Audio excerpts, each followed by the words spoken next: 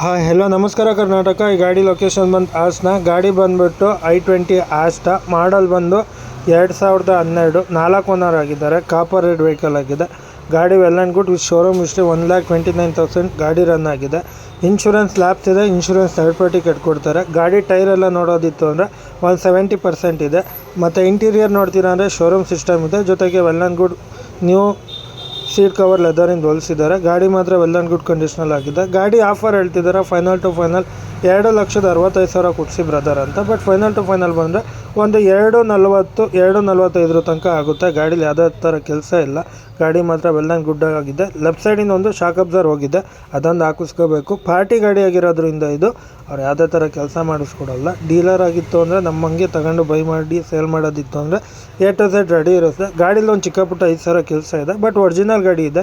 ಯಾವುದೇ ಥರ ರೀಪ್ಲೇಸ್ಮೆಂಟ್ ಆಗಲಿ ರಸ್ಟಿಂಗ್ ಆಗಲಿ ಪೇಂಟ್ ಆಗಿ ಆಗಿಲ್ಲ. A to Z showroom maintenance variant ಎಲ್ಲ ಇದೆ.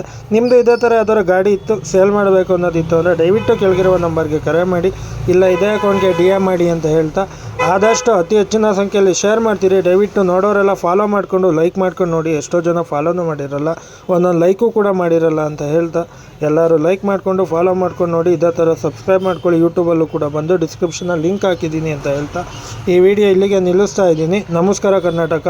ಎಲ್ಲರಿಗೂ ಥ್ಯಾಂಕ್ ಯು.